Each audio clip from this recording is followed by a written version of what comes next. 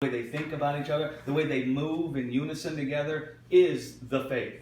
They trust one another. Does he Right. know receiving faith? Does he know receiving faith? No, because I would say he come forth from the spirit of faith. The Holy Spirit impregnated Mary. And so I would say that he grew in his revelation of the faith that was in him, right? The faith that he was part of from the beginning. John says the Word was made flesh. The Word that was, so he was the Word that was from the beginning. Now, there may have been a learning of the depths of that, like a fellowshipping with that. Like, I have the mind of Christ now. And when did I get the mind of Christ? I think probably when I was 3 years old is when I called upon the name of the Lord. And so I had the mind of Christ from the time I was 3 years old. Do you think I understood the ins and outs of it all when I was 3 years old? No, but I had it in me. Do you see what I'm saying? Right. And then that mind is growing. You have the mind of Christ and you know all things. Do you feel like you know all things? But is the Holy Spirit in you? Sure. That's the mind of Christ. The Holy Spirit knows all things. In reality, no preacher could ever tell you something you don't know. The only thing they can tell you is about the Spirit that already knows inside of you.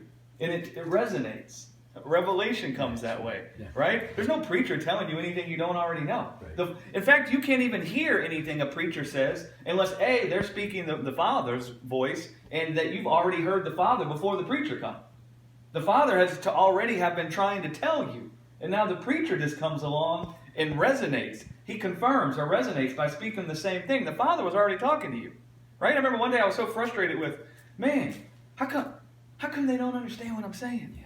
Right? And I don't mean people in the church. I mean like people that were just like angry about what I was saying. I don't mean the people that were like, well, how do we put that together?